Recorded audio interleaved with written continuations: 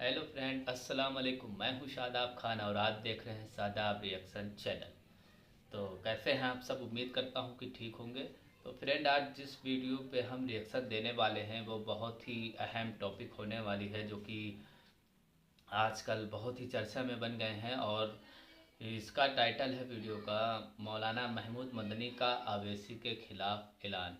जैसा कि आप जानते हैं कि मौलाना महमूद मदनी ने जो अवैसी के खिलाफ बातें की हैं, उसके बारे में हम इस वीडियो में जानने की कोशिश करेंगे। देखते हैं उन्होंने क्या कहा है अवैसी को और किस तरह से कहा है, जिसको लेके पूरे हिंदुस्तान के मुसलमान बहुत ही नाराज़ हो चुके हैं इनसे।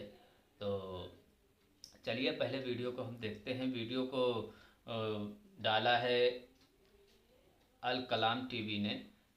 इसका ओरिजिनल लिंक हमने वीडियो के डिस्क्रिप्शन में डाल दिया है और आप वहां से जाकर देख सकते हैं। तो चलिए पहले वीडियो को देखते हैं, फिर देखते हैं वीडियो में क्या है, फिर करते हैं बाद विवाद। ये तो पागल लोगों का तो मजमा पब्लिक में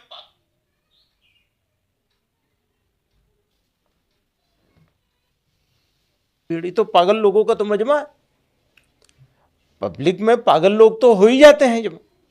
लेकिन दोस्तों, हम हजरत मौलाना महमूद मदनी के इस बयान की खुलेआम मजम्मत करते हैं और हम हजरत मौलाना महमूद मदनी से ये बात पूछना चाहते हैं कि आखिरकार आपने किस सोच के साथ ये बात कही है कि जो जनाब असदुद्दीन ओवैसी को सपोर्ट करते हैं वो पागल मुसलमान हैं। दोस्तों, आखिरकार मौलाना महमूद मदनी ने सुशांत सिन्हा को इंटरव्यू देते हुए ये बात क्यों कही और इसकी वजह क्या है, आइए आप पहले हजरत मौलाना महमूद मदनी की ही जुबानी सुनिए। कि उन्होंने, मैं असदुद्दीन ओवैसी साहब को जहाँ तक जानता हूँ 100% उनसे डिसएग्री करता हूँ। उनके पॉलिटिक्स से, पॉलिटिकल अप्रोच से भी डिसएग्री करता हूँ, क्योंकि उनकी पॉलिटिकल अप्रोच उस पॉलिटिकल अप्रोच को सपोर्ट करती है जो बांटने वाली है। और उससे उनको भी कुछ फायदा होता है, दूसरों को उससे भी ज्यादा फायदा होता है। तो ये उनकी पॉलिटिकल अप्रोच की बात, अपना डिसएग्रीमेंट शो करता हूं। इसी के साथ ये कहना चाहता हूं आपसे, मुझे बिल्कुल उम्मीद नहीं थी। वो पाकिस्तान गए थे, पुरानी बात हो गई है, कुछ साल पुरानी बात हो गई, और वहां उन्होंने उनसे इसी तरह का सवाल किया गया था, जहां उनको, जैसे आपने मुझसे सवाल किया इंडिया में मुसलमानों की क्या सिचुएशन है, फलां है फलां, इसी तरह का उनसे कुछ सवाल किया गया था। ऐसा दो टू ब्लंट जवाब दिया था उन्होंने, रिकॉर्ड किए जाने के काबिल है। तो सारी चीज़ों को मिला के देखा जाएगा। जहां तक उनके भाई का ये था कि 15 मिनट के लिए हटा दो, तो ये बांटने वाले लोग हैं। इस पर तो उनके खिलाफ मुकदमा होना चाहिए था, सज़ा होनी चाहिए थी उनको। वही कहता हूँ, अगेन फिर उसी जगह पे आ जाऊँगा मैं। बिल्कुल ये भड़काऊ बात है, नफरती बात है, और इसकी जितनी मजम्मत की जाए कम है। लेकिन सर, उन्हीं के पीछे इतनी मुसलमानों की भीड़ भी तो खड़ी होती है, वो खुश होती है, वो ताली मारती है जब वो कहते हैं 15 मिनट पुलिस हटा लो। ऐसा है, इसी तरह की बहुत सारी बात, बहुत सारे लोग उधर भी बोलते हैं, वहाँ भी जमा हो जाती है भीड़। तो पागल लोगों का तो मजमा है। पब्लिक में पागल लोग तो हो ही जाते हैं जमा। लेकिन आप अगर ये समझेंगे कि ये मुसलमानों की सोच ऐसी है, चंद हजार या चंद 100 लोगों की भीड़ को देख करके, तालियों को देख करके, सीटियां सुन करके, उनकी खुशी को देखकर, तो मैं एक बात पूछूं आपसे, वो यूपी में आए थे चुनाव लड़ने के लिए, कितना % वोट मिला था? नहीं मिला ना, वोट तो नहीं दिया लोगों ने अपना नेता नहीं मानते हैं, मैं पूरे एतमाद के साथ कहता हूं। अब ये ठीक है कि वो मौका मिला हुआ है उनको बोलने का, और बोल करके फायदा उठाते हैं। वो अभी खड़े हुए थे तेलंगाना के चुनाव में इतने जोर शोर के साथ, हैदराबाद के अलावा कहीं वोट दिलवा सके उसे? तो हम तो बहुत पहले से उनसे कह रहे हैं, भैया आप वहीं रहिए। वो मानते नहीं, सुनते नहीं इस बात को।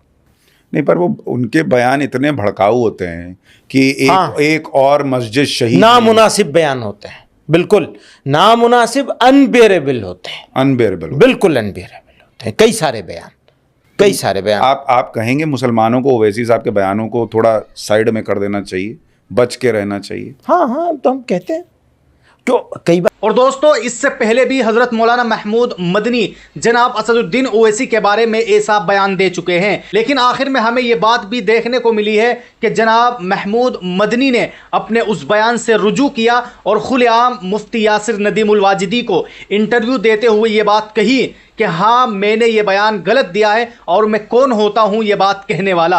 आप ज़रा खुद हजरत मौलाना महमूद मदनी की ही जुबानी सुनिए। आप खुद बार बार अपने जलसों में और अपना जो आपका ब्रोशोर है उसके अंदर जगह जगह जमीयत उलमा हिंद के ताल्लुक से ये ऐलान करते हैं कि जमीयत उलमा हिंद कोई सियासी पार्टी नहीं, तो एक गैर सियासी पार्टी किसी सियासी पार्टी को दूसरे सूबे में आने से कैसे रोक सकती है? यानी क्या इस गैर सियासी पार्टी को ये अखलाकी हक हासिल होगा कि वो एक सियासी पार्टी और पॉलिटिकल शख्स के बारे में एक है कि हम उसको फला सूबे में आने नहीं देंगे या उसको उसके सूबे से निकलने नहीं देंगे? हाँ, देखिए, ये जुमला आने नहीं देंगे, ये जुमला खुद मेरे मिजाज के खिलाफ है। मैं इस तरह के जुमले उमूमन नहीं बोलता हूँ।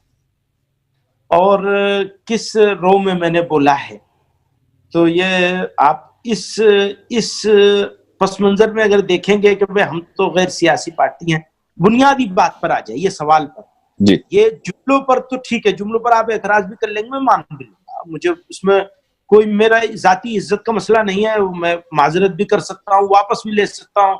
असदुद्दीन ओवैसी साहब में हमारे दोस्त थे, वो मुझे भाई कहते हैं, मैं भी उनको एक अच्छा ओरेटर, अच्छा जवाब देने वाला और पार्लियामेंट में मुसलमानों की एक अच्छी नुमाइंदगी, अच्छा रिप्रेजेंटेटिव मानता हूँ, अपने से अच्छा, यकीनन मेरे से अच्छे। बिल्कुल ही मैं इसका ऐलान कर सकता हूँ कि वो बहैसियत पार्लियामेंट के भी, बहैसियत इंसान के भी, मैं वो तो खैर अब वो फिर दूसरी तरफ चली जाएगी बात, बहैसियत पार्लियामेंटेरियन के वो हर हाल में मेरे से बेहतर पार्लियामेंटेरियन है। ये डिस्क्लेमर मेरा आप नोट कर लीजिए, वो हर हाल में मुझसे बेहतर पार्लियामेंटेरियन है।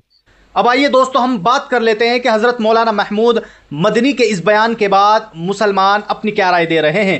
दोस्तों, हम सबसे पहले आपको समीउल्लाह खान के इस आर्टिकल को दिखाना चाहेंगे। इस आर्टिकल के अंदर समीउल्लाह खान ने साफ तौर पर यह बात लिखी है, यकीन जानिए मेरी नज़र में अब इन कायदीन की वो अहमियत नहीं रही। पहले मुझे इनसे पॉलिसियों में इख्तलाफ राय होता था, लेकिन जब से उन्होंने मेरे नबी सल्लल्लाहु अलैहि वसल्लम की इज़्ज़त व नामूस पर सियासी मसलिहतों को तरजीह दी, मेरी नज़र में वो अहमियत नहीं रही।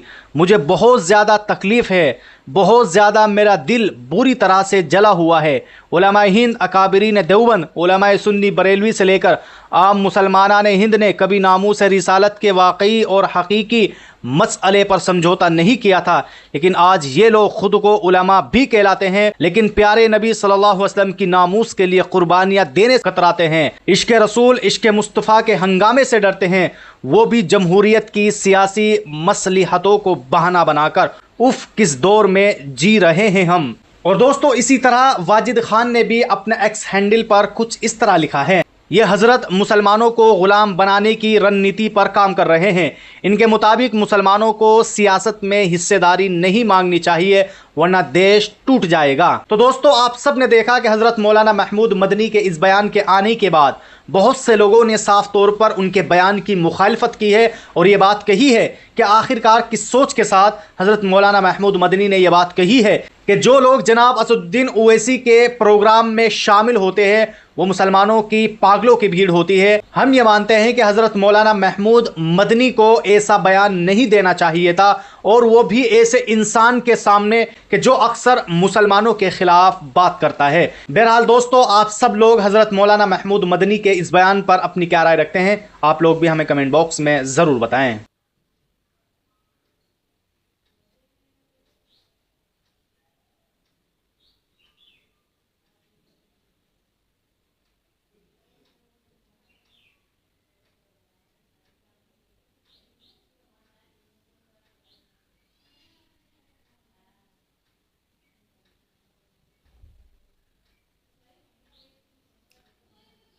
तो दोस्तों, जैसा कि आपने देखा इस वीडियो में मौलाना महमूद मदनी ने जिस तरह से इंटरव्यू दिया है और मुसलमानों के बारे में और अवैसी साहब के बारे में जिस तरह से बयान दे रहे हैं, ये सरासर हर एक मुसलमान आवाज़ उठा रहा है और इसे गलत बताने की कोशिश कर रहा है, और ये गलत है भी तो, और इसे बताया क्यों न जाए। तो अगर ऐसे ही आलिम उलमा गैर जिम्मेदार हमारी कौम में पाए जाएंगे और जो मुसलमान की हक की लड़ाई लड़ रहे हैं नेता या आम समाज के लोग, तो उनको इस तरह से अगर बुरा बता दिया जाएगा और जो उनको सपोर्ट कर रहे हैं मुसलमान उनको भी पागलों की तरह बता दिया जाएगा, तो कैसे हिंदुस्तान में हमारा कोई रहनुमा पैदा होगा। तो यही सब मसला आजकल बहुत ही ज़ोरों से चल रहा है। तो आप देखिए इस तरह से वीडियो में, तो फिर एक वीडियो में हम आपको एक नई वीडियो के साथ मिलेंगे जिसमें कुछ उलमा ने मौलाना महमूद मदनी का जवाब दिया है और उनका बाइकाट किया है। तो वीडियो पसंद आई हो तो आपको लाइक करें और ज़्यादा से ज़्यादा शेयर करें, चैनल को हमारे सब्सक्राइब करें और फिर मिलेंगे अब एक नई वीडियो के साथ। जब तक के लिए अल्लाह हाफिज़।